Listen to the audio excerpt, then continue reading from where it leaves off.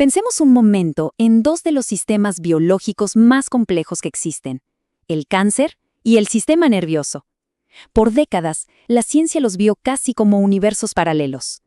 Uno es una enfermedad de células que se vuelven locas, que se multiplican sin control. El otro es la red maestra que dirige nuestros pensamientos, nuestras sensaciones, cada movimiento. Pero, ¿y si no fueran mundos tan separados? Nuevas investigaciones están sacando a la luz una conexión profunda y, la verdad, bastante perturbadora.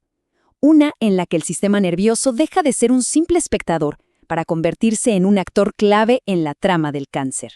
Así que, en los próximos minutos, vamos a desmenuzar esta interacción tan fascinante.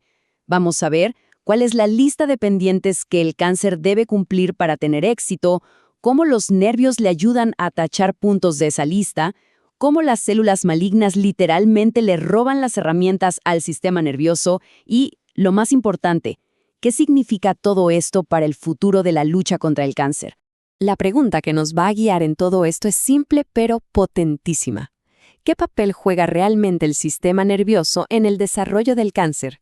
Y la respuesta, créanme, está cambiando por completo las reglas del juego.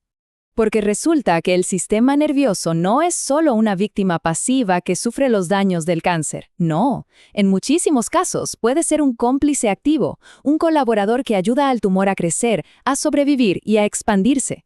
Para entender cómo funciona esta alianza tan extraña, primero tenemos que entender qué necesita el cáncer para ser cáncer. Para poder ver cómo ayudan los nervios, primero tenemos que saber qué es lo que busca el cáncer, cuáles son sus objetivos. Y para eso, por suerte existe un marco de referencia que es fundamental. Pensemos en esto como una especie de checklist de la maldad. Dos investigadores geniales, Douglas Hanahan y Robert Weinberg, los bautizaron como The Hallmarks of Cancer, o los sellos distintivos del cáncer. Son básicamente las habilidades que una célula normal tiene que ir adquiriendo para transformarse en un tumor peligroso y exitoso.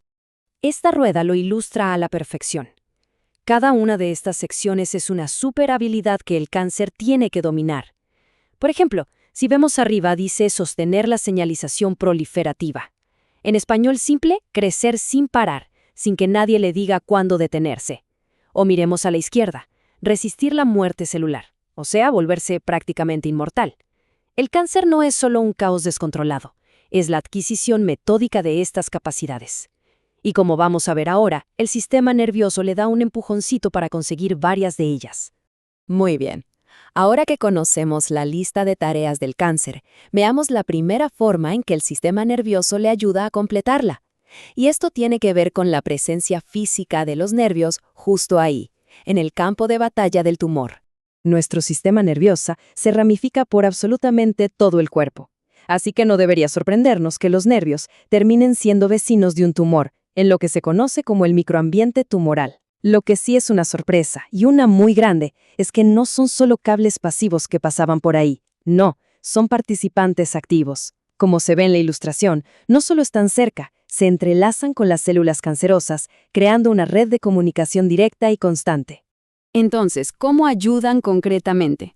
Para empezar, le dan combustible para crecer. En tumores cerebrales como los gliomas, las neuronas liberan sustancias que actúan como fertilizante, diciéndole a las células cancerosas, divídanse más rápido.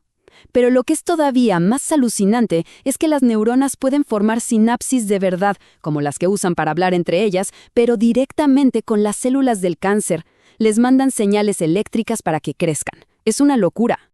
Pero no es solo crecer, también es sobrevivir. En el cáncer de próstata, por ejemplo, los nervios del sistema simpático actúan como un escudo, protegiendo a las células del tumor de la muerte celular programada, la apoptosis. Y escuchen este ejemplo que es fascinante. En un tipo de tumor cerebral que afecta a niños, los científicos descubrieron que la actividad nerviosa era pero tan crucial que al reducirla, simplemente criando a ratones de laboratorio en total oscuridad, no solo prevenían que se formaran tumores, sino que los tumores que ya existían empezaban a encogerse. ¡Impresionante!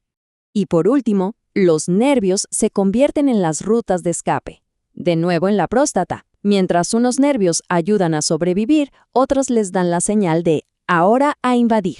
Y en cánceres súper agresivos como el de páncreas, las células malignas usan los nervios como si fueran autopistas, viajando a lo largo de ellos para escapar del tumor principal y expandirse. Este proceso, de hecho, tiene un nombre: invasión perineural. Ok, hasta ahora hemos visto a los nervios como unos ayudantes externos, pero la historia se pone todavía más íntima y, si me permiten, más siniestra. Ahora vamos a ver cómo las propias células cancerosas empiezan a comportarse como si fueran neuronas. Aquí es donde el cáncer pasa de ser un oyente a ser un ladrón. Las células cancerosas no se conforman con recibir las señales que les mandan los nervios cercanos. Empiezan a robarse el manual de instrucciones neuronal, activando los mismísimos circuitos y vías de comunicación de las neuronas, pero dentro de sí mismas, para sus propios y oscuros propósitos. Para que quede súper claro, aquí están las dos estrategias. Por un lado, tenemos la ayuda desde afuera, los nervios que están ahí, en el vecindario del tumor, dándole de comer. Y por otro, el secuestro desde adentro, la propia célula de cáncer prendiendo interruptores neuronales para impulsarse a sí misma. Son dos caras de la misma moneda, una alianza mortal. Miremos algunos ejemplos concretos que son muy reveladores. El GABA. Normalmente es un neurotransmisor que calma la actividad del cerebro. Bueno, el cáncer lo usa para seguir proliferando y para esconderse del sistema inmune. El glutamato, que normalmente excita a las neuronas, ahora lo usa para invadir. Las neurotrofinas, que son para que los nervios crezcan sanos, ahora aceleran el crecimiento del tumor. Básicamente, el cáncer está hackeando y reutilizando algunas de las herramientas más sofisticadas de la biología para sus propios fines. Y todo esto nos lleva inevitablemente a una conclusión. Estamos, sin duda, ante un cambio de paradigma total en cómo entendemos y, con suerte, en cómo tratamos el cáncer. Los propios autores del artículo en que nos basamos, Hanahan y Monge, lo dicen clarísimo. Esta no es una interacción menor, no es una simple curiosidad biológica. Ellos postulan que estos circuitos neuronales secuestrados son un mecanismo, y ojo a las palabras, distintivo e instrumental. En otras palabras, no es un factor más, es una pieza clave del rompecabezas. Entonces, el punto crucial es este. Entender esta conversación secreta entre los nervios y el cáncer abre un campo de batalla completamente nuevo. Ya no se trata solo de atacar a la célula cancerosa de forma aislada. Ahora podemos empezar a pensar en cómo interrumpir ese diálogo, cómo cortar las líneas de comunicación y de suministro que los nervios le están dando al tumor. Y eso nos deja con una pregunta final, una pregunta muy poderosa. Si el cáncer y los nervios están hablando, y ahora estamos empezando a entender su idioma, ¿será que podemos encontrar la manera de silenciar esa conversación? Quizás el futuro del tratamiento del cáncer no está solo en destruir las células malignas, sino en cortar las conexiones que les dan vida.